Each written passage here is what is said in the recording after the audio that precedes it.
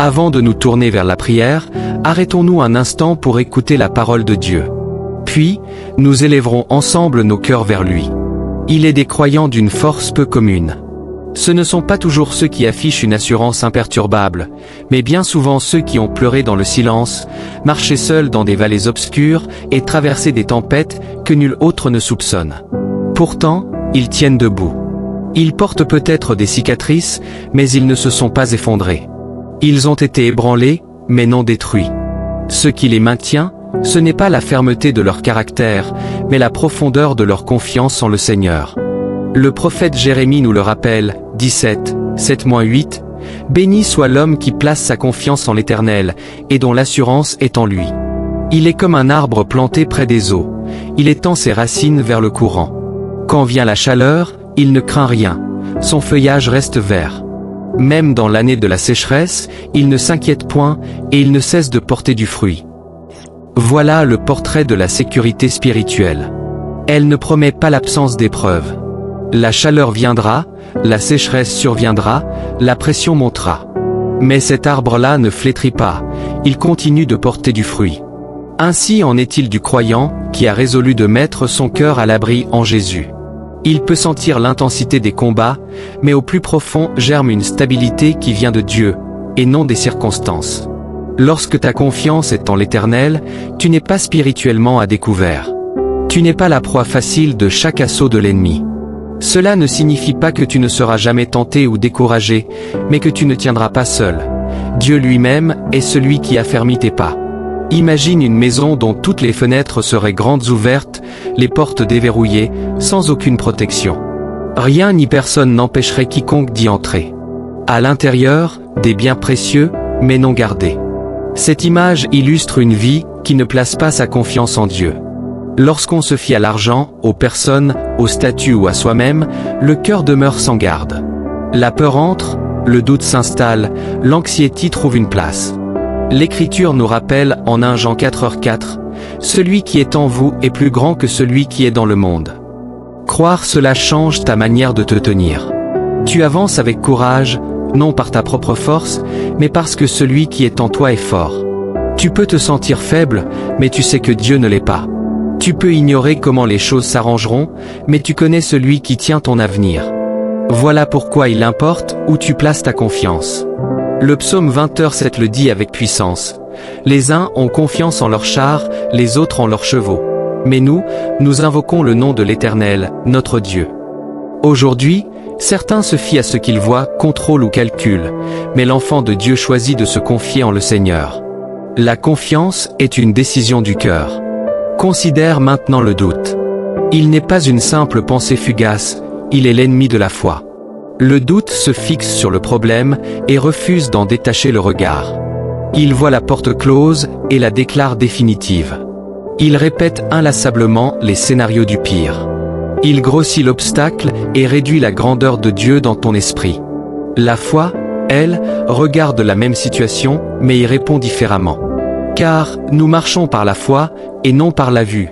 2 Corinthiens 5:7. La foi ne nie pas la montagne, elle croit simplement que Dieu est plus grand qu'elle.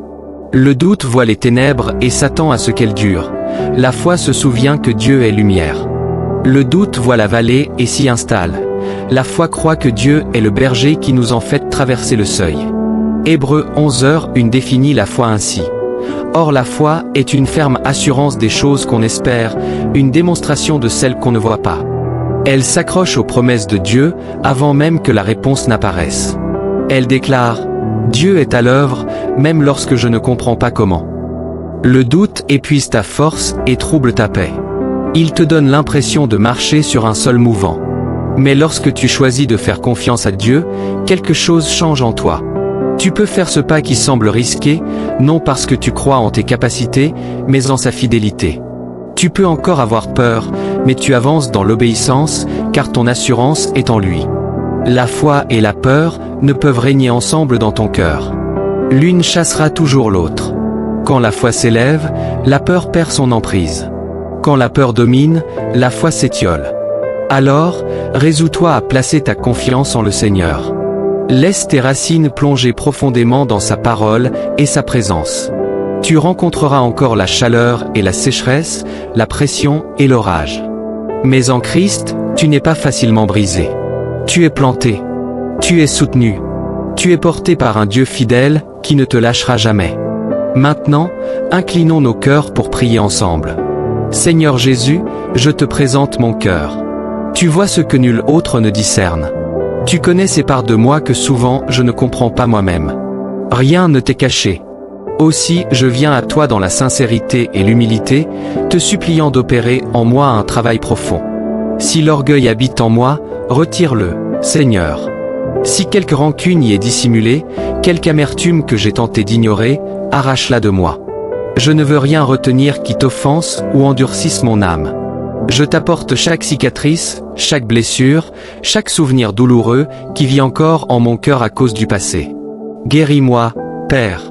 Guéris la peine née de paroles anciennes, de déceptions enfouies, de trahisons passées.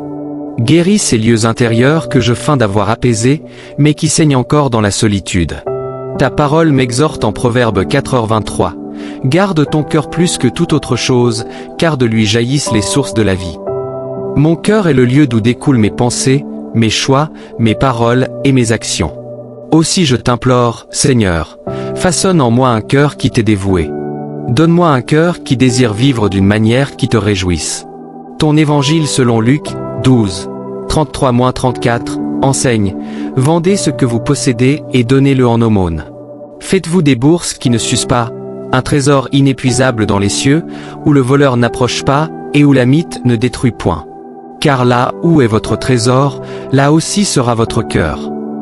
Seigneur, je te demande d'être mon trésor. Que tu sois la joie de mon cœur. Je ne veux pas que mon cœur soit enchaîné à des biens terrestres qui passeront. Aide-moi à valoriser ce que tu valores. Enseigne-moi à chérir l'Éternel plus que le confort temporaire. Comme ta parole le rappelle en Colossiens 3h2, affectionnez-vous aux choses d'en haut et non à celles qui sont sur la terre. Tu déclares en Hébreux 13h5, ne vous livrez pas à l'amour de l'argent, contentez-vous de ce que vous avez. Car Dieu lui-même a dit, je ne te délaisserai point et je ne t'abandonnerai point.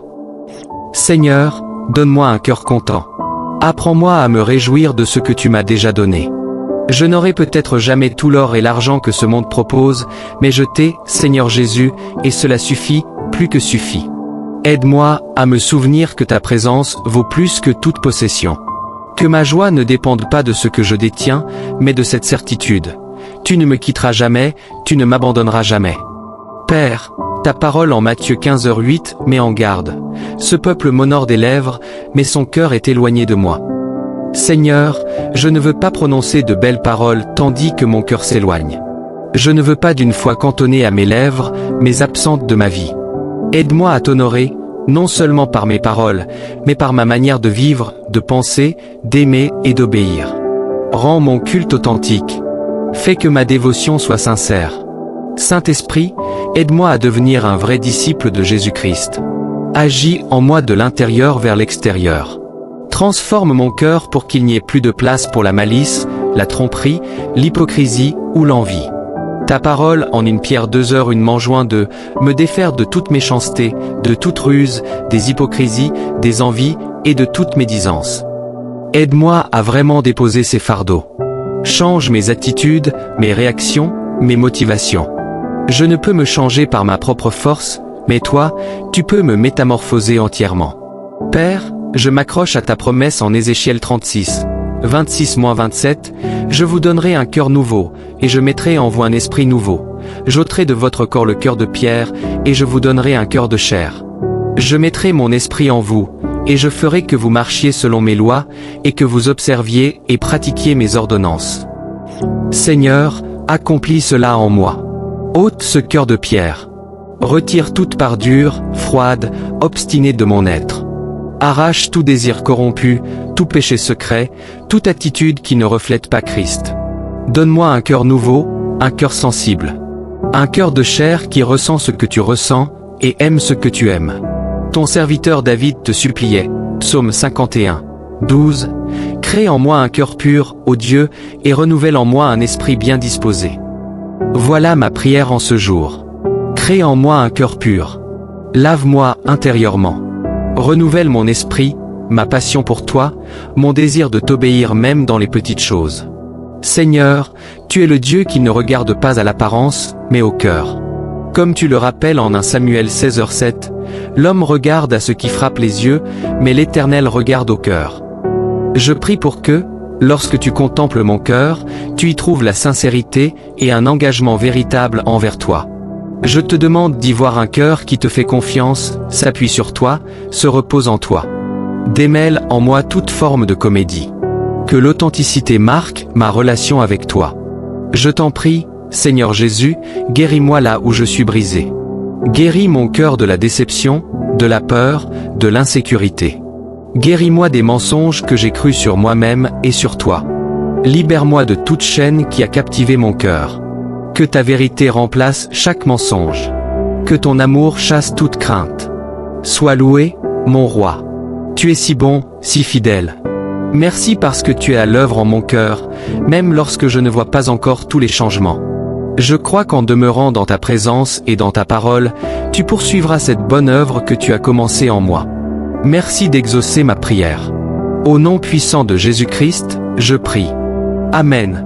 Si cette prière a touché ton cœur, écris « Amen » comme un signe de foi. Je prie pour que chaque bénédiction contenue dans ces mots repose désormais sur toi, au nom de Jésus. Et si tu as besoin d'une prière particulière, n'hésite pas à le partager dans les commentaires. Ce serait un honneur de porter ton fardeau devant le Seigneur avec toi. Que la grâce et la paix de notre Seigneur Jésus-Christ t'accompagnent, aujourd'hui et pour toujours.